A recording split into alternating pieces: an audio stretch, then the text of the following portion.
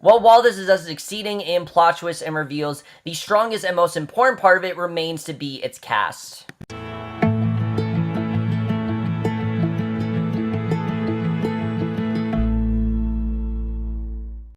Hey guys, it's Kevin Remember. This is Season 1, Episode 3, Kyle, and I was definitely looking forward to this episode. The show has been killing it so far. It is probably going to be one of my favorite new shows of the fall, and this episode was no different. Once again, this was another amazing episode. And honestly, it really feels like this show cannot do something bad. I mean, it seems like every episode of the show is going to be amazing. I really did love this episode overall. Watch them give me a really weak episode and me eat at my words. And if they do, I will eat at my words. But so far, at least, what this show is giving me is something really, really great. And I really do love this episode overall. Really focused on the relationship between Randall and William and Rebecca. That really is the main focus of this episode. But there's other things going on, but that really is the driving force of this episode. And let's just get right into it because, again, there's a lot to talk about, just like the last two episodes. I love the way this episode starts off because it really does show how intimate the show is when it comes to its characters. Like I've said before, this show is mainly about, while it's about this family, it's mainly about us getting into these characters' lives and really seeing how these characters are and us feeling, the way they do. We get this great flashback to 1970s and it shows us William. And at that time, he was a young man, poet, everyone called him Shakespeare, and every day he rode the bus, we see. He rode the bus every day, and he notices this beautiful woman on a city bus, which of course turns out to be his wife. They end up falling in love. He writes poems in a notebook, and everything really seems to be great. It seems like their life is going really well, and that is, of course, until drugs begin to have a very clear effect on their romance. They're both spaced out, with him scribbling nonsense in the same pad he used to fill with verse, which was very cleverly done, the way they did that. The way they would cut him writing something very poetic and just really methodical, and then complete nonsense. They did such a great job with that.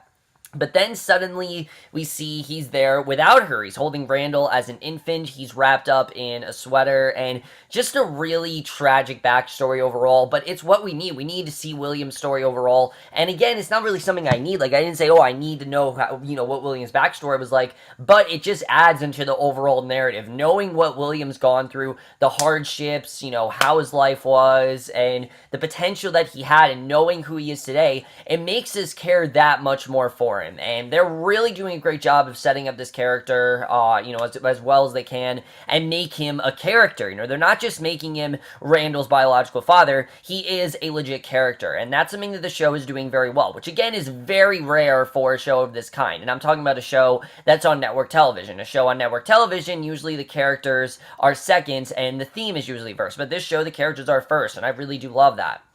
So we cut to Jack and Rebecca. We see they're leaving the hospital with the kids, whom they've named Kate, Kevin, and Kyle, which is why this episode is called Kyle. That was Randall's original name, and in honor of their saintly obstetrician's last name. She admits to feeling overwhelmed. Dr. K watches her, which I was very happy to see Dr. K again. I loved his character in the first episode, and it was great to see him again here.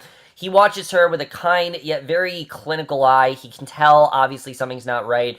He's seen postpartum exhaustion or loss before. She's certainly swimming in both, but Jack is, again, trying to be positive. He's saying, let's go on this big adventure, let's take these babies. And when he bounds to get, when he goes to get the car, though, we see Rebecca notices William standing on the other side of the street, and she shouts to him, but he leaves. She doesn't know, of course, who he is, but obviously, we know that something's going on there. But that was a really great way to start the episode. I really did love the way it was done overall. Really good stuff there. But at home, the babies freak out despite them, and we get this great montage of the babies freaking out, and obviously it's very hard to deal with these triplets, and I like seeing that it was very hard for them to deal with it, but at the same time, they got it done. This wasn't something where it was impossible for them to do. This was something where they were able to get it done. We see, there's a brief moment when none of the babies need their attention. Rebecca laments that Kyle won't nurse like Kevin and Kate do.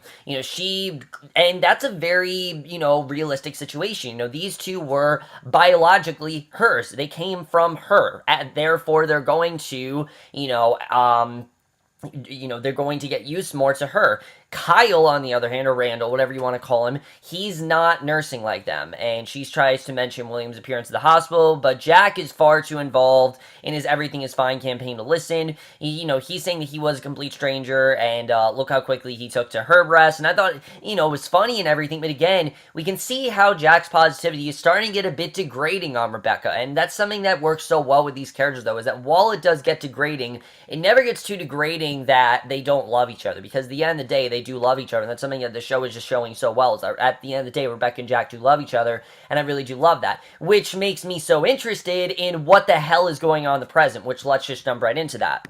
Now, obviously, the thing I was most looking forward to with this episode is exactly what's going on in the present. What caused Miguel and Rebecca to be together. We still don't know in this episode. We still don't know what happened, but that's not really what's important in this episode. What's important is Rebecca and Randall and William's relationship. We'll get into that. We see in the present, Miguel explains that he and Rebecca stopped by unexpectedly because a friend at work gave them Hamilton tickets, and basically we see Randall decides it's time to tell his mom that William just happens to be in one of the girls' bedrooms, and when he says that he knows they would have found out if they could, we see the look on Rebecca's face pretty much sets up what comes next. In fact, while her and William act like they've never met, it's clear that they have. We know there's definitely something going on with them. We don't know what extent, but we know there's definitely something going on. So when their son is out of the room, Rebecca angrily reminds William that they had a deal, and she's very upset about it. I mean, we don't really know what exactly is going on, but we can see that Rebecca is quite upset with William. Now, she's telling him straight out, look, we had a deal, and we don't know really what it's about, but she says, to make sure that he leaves Randall, and that he should, get away, and that he just shouldn't be in Randall's life, and we don't really know what that's all about. But we then see in flashbacks with Rebecca tracking down William, whom the bus driver referred to as Shakespeare, who asks if he can check in on his kid from time to time. She takes a gander of the heroin paraphernalia around his apartment and adamantly says no. I mean, he just doesn't seem like the right person to. Not that she doesn't want him in Randall's life. I'm sure she does want him in Randall or Kyle at that time's life. But she sees by, his upbringing and, what he's been doing, that he's obviously not in the right, Randall would not be in the right hands to, he's not the right person to parent, to be a parent to. And then she admits that she's not bonding with the child, and William suggests that she give him his own name, because Kyle, that's really the thing that's making him stand out. The fact that the other two are hers, this one, she feels like she not stole it, but she feels like this is someone else's that she's kind of just babysitting. And that's very much, what she feels like here. So William suggests, and because we find out that Dudley Randall was the poet that William used to read to the boy's mother, William gives Rebecca a book of the poet's work, and she leaves. I will admit that was a little bit predictable, but it worked. It worked overall. I understood what they were trying to do there, and I really loved it overall. So we now know what exactly they did, that, he agreed wouldn't be William's life. So you can imagine why Rebecca's mad at William. She warns William that his son will put saving him ahead of everything else in life, and, that's how Randall is. He focuses 100% on his family, and he will do whatever he can to provide for his family. And she's worried that he's going to get too preoccupied and focus too much on William and not focus enough on himself.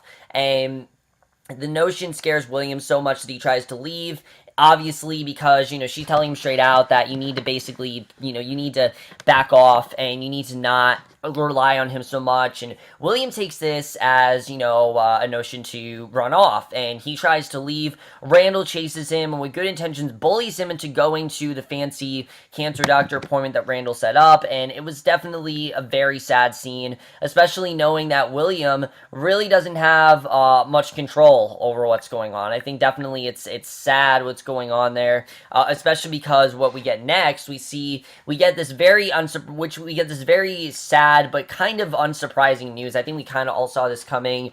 William is running to the doctor, actually. We see that his cancer is actually metastasized, and he's got months left, and Beth's crying, we see. There's a few tears, a little prodding from Beth, and Randall decides to knock on his father's door. He starts to use the time they do have by asking to hear about his biological mother, because he wants to know what she was like. He didn't really get to know her, and I like that he is taking that extra step and trying to get to know who his biological mother was, because that's just as important as Randall. Randall is just as important as his mother was. And we do get this great scene with Beth where she talks about how, he's been living in their house, and the kids don't know who he is. So we're wondering if Randall is going to let his kids know that this isn't his friend from work. This is in fact someone that this is in fact his father, and that the reason he's there for. But I thought that was definitely very well done, and I think William's going to die really soon. I really do, honestly. I think he could end up dying halfway through this season. I really could see that happening, and it's going to be sad, but they're doing a really good job of making us care for William. But again, the fact they're making us care so much for him, it's going to be all that much sadder once he dies. And I don't want him to die, but I guess he's going to have to die soon, and it's going to be sad to see him go, but we'll have to see where that ends up going. We then see a flashback. Rebecca and Jack are talking about how they both can't stop thinking about the baby they lost. There was also this great scene with Jack and Dr. K, where Dr. K tells Jack, that Rebecca has, lost a child, and that she's in a much different situation than him. He was able to turn a negative situation, turn into a positive one, but it didn't really directly affect him. He's not the one that has been having these, had this baby, from him, inside of him, and it didn't come out. I mean, one of the scariest things a mother can go through is the loss of a child, and I think they portrayed it really, really well here. They talk about how they both can't stop thinking about the baby they lost, and again, I love that this situation, they're getting through this together. They're not going to let this stop them. They're not going to let this destroy their marriage, which, conventional TV shows would do. This show does not do that, though. It relies so much on the love that these two have for each other, and it sounds ridiculous, but it really is something beautiful, and I really love that. And feeling more united, they evidently agree about renaming their adopted son, and we get this, the end of the episode, we see Rebecca, she's breastfeeding him later, and she says, "Hi, Randall." Just a really great conclusion to this storyline overall. I really love where this is going. Really great stuff with that, and I really think we got some great insight into Randall's character overall. I already really care about Randall, but now this is the story that I'm caring about the most. I can't wait to see where this is going. It's very sad where it's headed, but between the flashbacks and now what we know, I can't wait to see where we are headed, towards, as the season goes on. So that's pretty much everything that happens in the main plot. Now let's get into Kevin and Kate, because in this episode they were in fact separate from everything else. The other episodes they were together, but this one they really were separate. They definitely had their own thing going on, but just as interesting. I really did like what was going on here. We see it's the morning after Kevin's Hollywood party. Toby wakes up on the sofa and marvels at Kate, who is singing to herself in the bathroom, and he tells her that she's got a great voice and tells her to sing in public, but she quickly shuts that down. She just feels it's not the right thing to do, and they're having a lackluster breakfast. Kevin bounds in, all excited about his upcoming move to New York. He feels it's exactly the right move for him, which I agree. I think it really was the right thing for him to do, and she asked if that was real. Turns out that Kevin actually really wants to do theater in the Big Apple. He wasn't joking about it. I thought that he was joking in the second episode, but no, he was not joking. He's actually serious about going into theater, and he says that maybe she should specify that he doesn't want to do anything, he doesn't want to show nudity, and he doesn't want to do anything comedic. He wants to do something where he can be taken seriously, because again, Kevin had that whole thing in episode 1, am I going to be better than the Manny? He will do whatever he can to show that he can be taken seriously, and he can do actual dramatic work, and I really love where this is headed. He assumes that his sister, will come along as well, which we learn is also his assistant in this episode, and that really does drive this part of the episode. The relation between Kate and Kevin is very interesting, because these two are identical twins, therefore they depend on each other. And again, just like Jack and Rebecca, this episode really does show the love those two have. Obviously very different,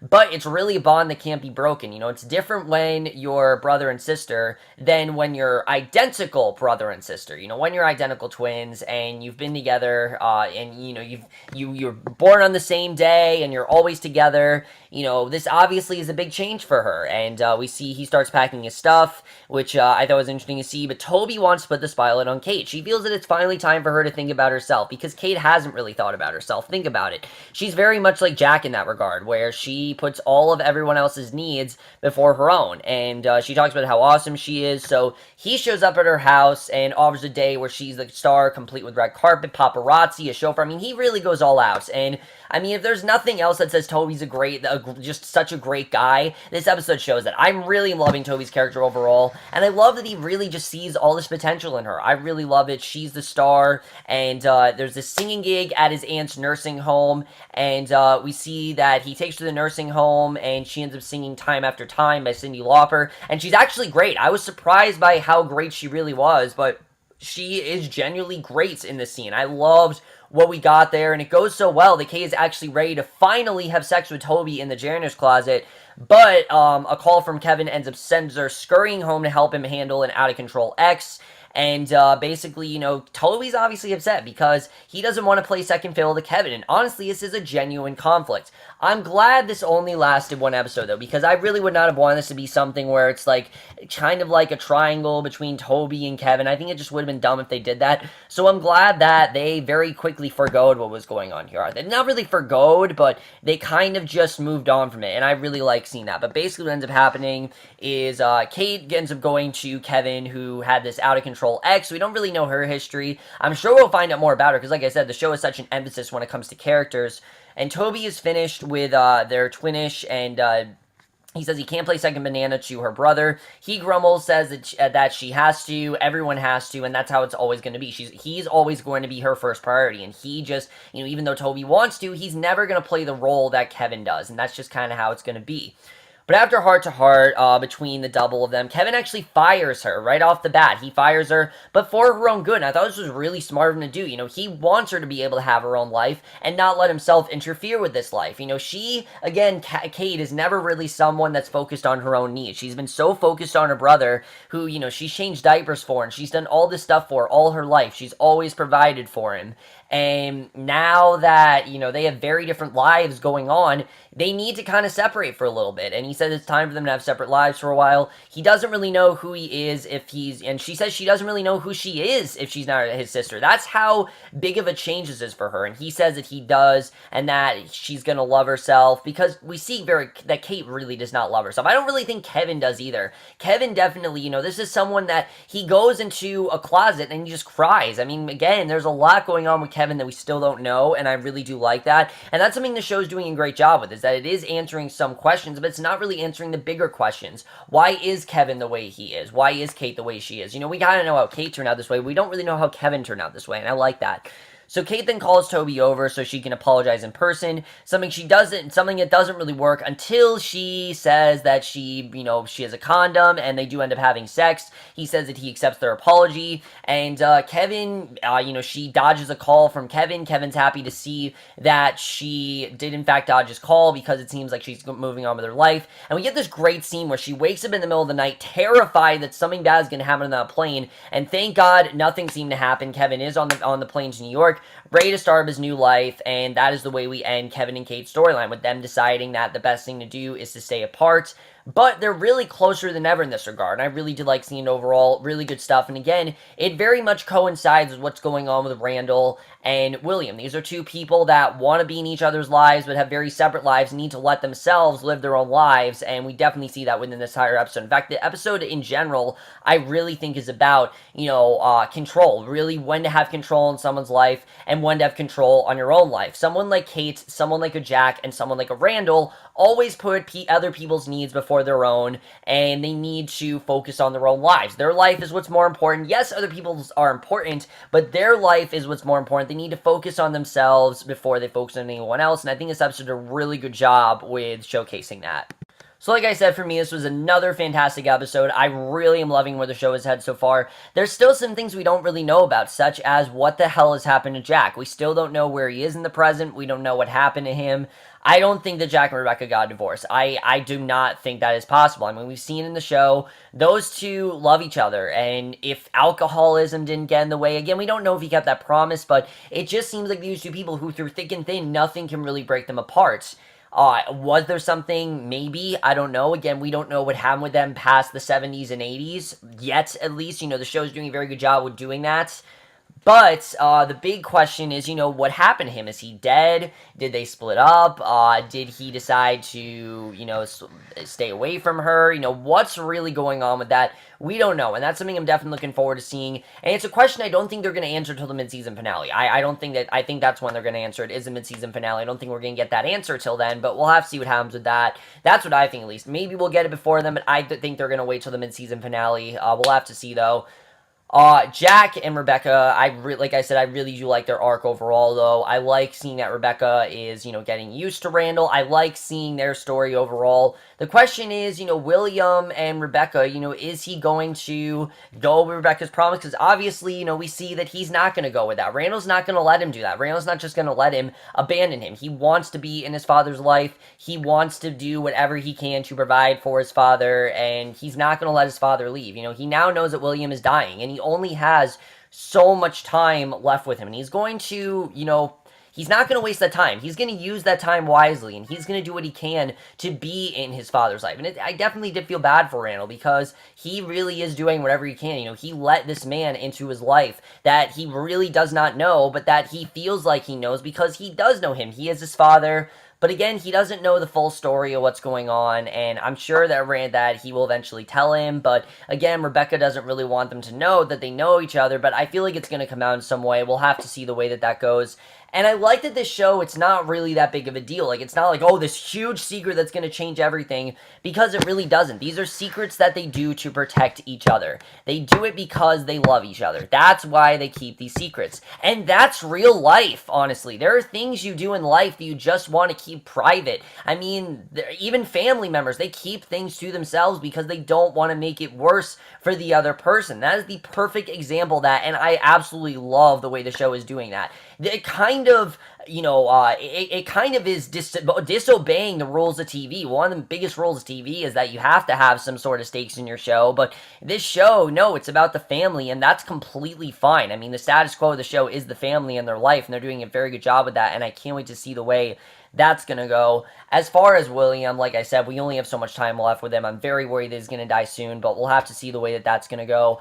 I loved what they did with Kevin and Kate in this episode. I like that Kevin told Kate, look, go live your life. Don't worry about me. I know you want to be in my life, but you kind of have to take a step back. And I totally understand where Kevin is coming from because, yeah, Kate, I wouldn't say was overbearing. That's definitely not the word. She wasn't overbearing, but she was too focused on him, and she didn't really pay attention to herself. She should, in fact, be paying attention to herself. She matters just as much as her brother does, and she needs to understand that. She clearly does not love herself. She doesn't know what's so great about herself, and that's why she's focused so much on Kevin, who I'm pretty sure she's not jealous of, but I feel like that is, again, her motivation. That's the thing that makes her want to do better, and I'm liking that, she's starting to focus on herself, and I'm hoping that she sticks this way. If she does, in fact, decide to stick with herself, doesn't make some rash decision and go back to Kevin, but we'll have to see the way it turns out.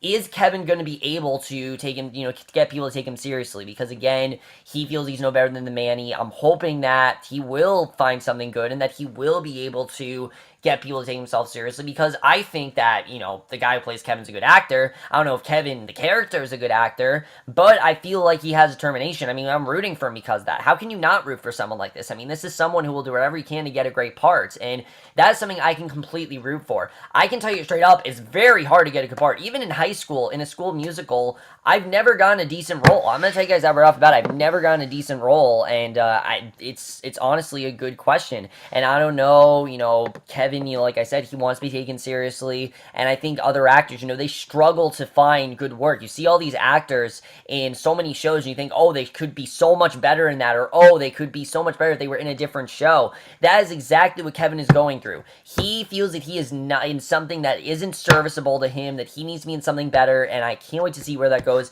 That is why I'm so compelled by that arc. How can I not be compelled by that arc? It's so interesting. I love what it's saying about actors and the work they're going, and the way they're doing that is so great.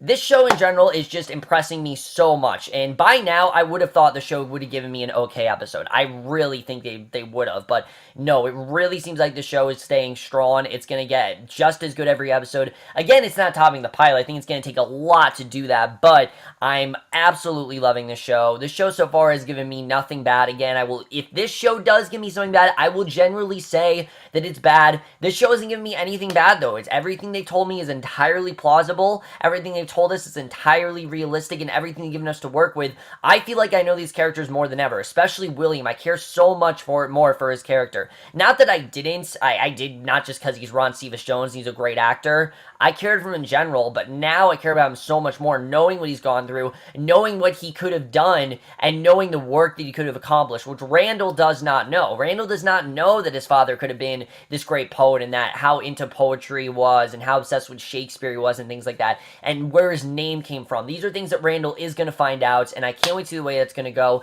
and that's really going to impact the rest of the season, and I can't wait to see the way things are going to go down there. But overall, guys, most guys thought of this episode. Absolutely love this episode. Love the show overall. Everything about it is just so great. But that's my review. Hope you guys enjoy it. We'll see you guys in my next video, which will be for tonight's episode of Arrow, and we'll see you guys for that. Okay, bye.